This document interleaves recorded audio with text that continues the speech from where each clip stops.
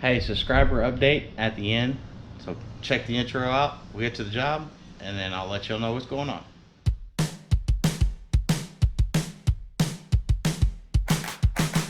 Oh yeah, starting the day. Look it over. I've got plenty of mine, a special thing in store. Till I get back my head, get up and play. 'Cause you never feel this way.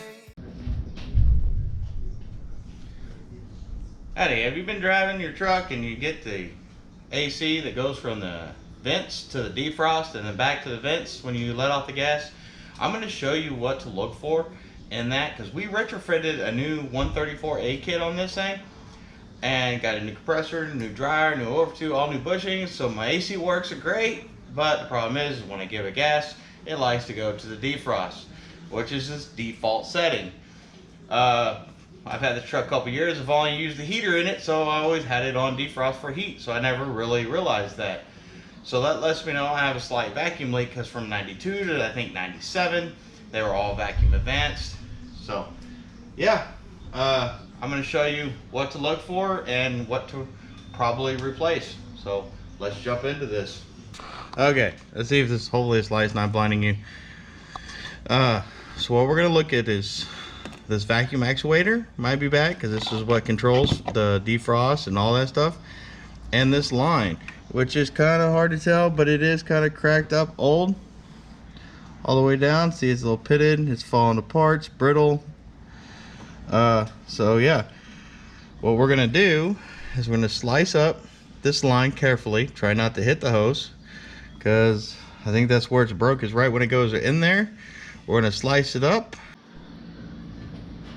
Again, hopefully you can see this, but I am just going to cut this open slowly. Just cutting like the tape off of this thing to expose the wire loom. Way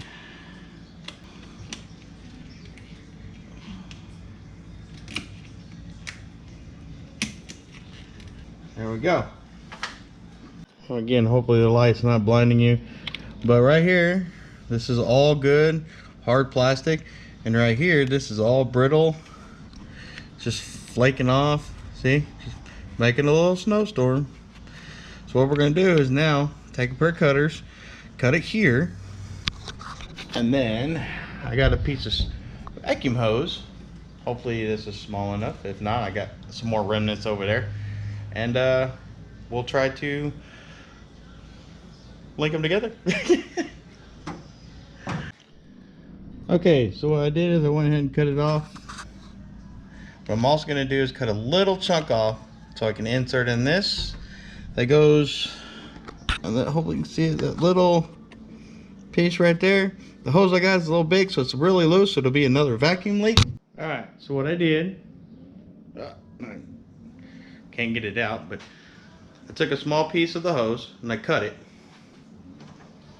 so I can slide it into this hose.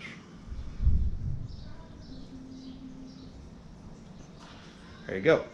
Now I can hook this in and this in back together, and hopefully it'll work. If not, then I'm gonna need the vacuum actuator. I don't have a tester. I mean, they make a tool that you can do that, but I don't.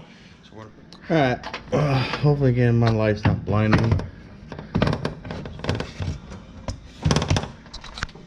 Which I ain't about to see. Hopefully you can see it. What I did is went ahead, ran it up as far as I could, slid it in, put a little RTV on it to help it seal. Of course, then it loops around and then goes into the actuator. So hopefully it'll help you get your defrost or your AC working from your defrost, so it doesn't keep fluctuating back and forth.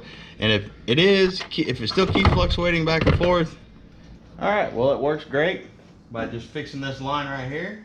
This helps with the max AC. So when you turn it to max AC, it would lose pressure and default back to the defrost. Now, if that doesn't work for you, the other thing you want to check is this little one-way valve here.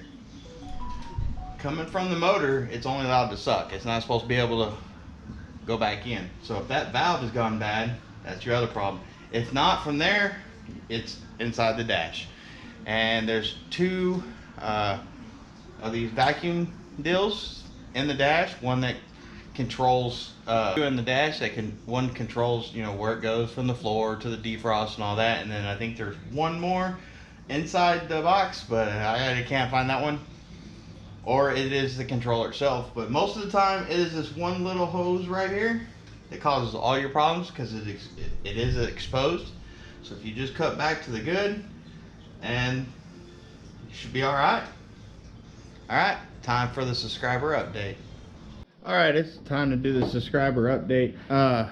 Yeah, it's been a couple months since I did an upload, because I actually took the quarantine quite seriously. I only went out when I really had to. Now, I did go on a couple motorcycle rides due to the fact that I was working on the bike. So here's an update on the Gold Wing. We got the Gold Wing, still in the shop, still looking pretty. But I took it on a nice, you know, 30, 40 mile ride just for fun. And as I was riding, I got something that's rubbing the wheel. So I have to take the turret pack apart, find out what's rubbing, because I don't want it to shred on me while I'm cruising down the road. So that means I need to get another one. On Big Red, let's see if we can see it. We did install a new AC compressor, new condenser, so we did get AC on it. Did not record it. I should have, but I was at the master technician's house. Now the Baja is still up there, and we haven't done anything with it in a while.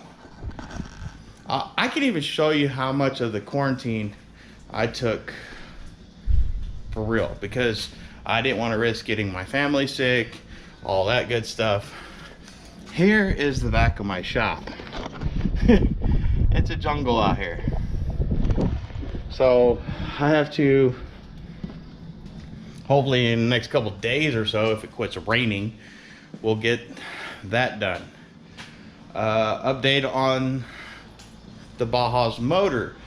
Having carb issues with the PIC 34. I was able to find a little bit bigger carburetor that might work, that's all together. It ran a while ago, so hopefully it'll still work. If not, I'll have to order a brand new one. We'll get that in pretty soon. But we also have a 1641 motor that we've been building for the last few years, because it's the first time we ever built. I mean, from cranking up. And we're going to do a first start on that. But upcoming, hopefully, we got to do an oil change on Big Red. I do have this nice box to install on Big Red too. Yeah, there we go. What can you say? I figured I'd order it before you couldn't get them no more. Gotta wait on a welder to make some brackets, because if you look, there's nowhere in the motor bay to put 5 horns. So we're gonna put them behind the grill. So I'm gonna make a bracket where they face straight down.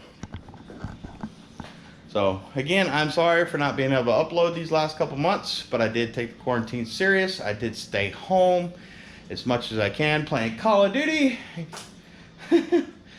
Oh, yeah. But yeah, I hope to see you again every Thursday soon. I've got a few parts in, so we got a lot of work to get done. All right, I hope to see you every Thursday.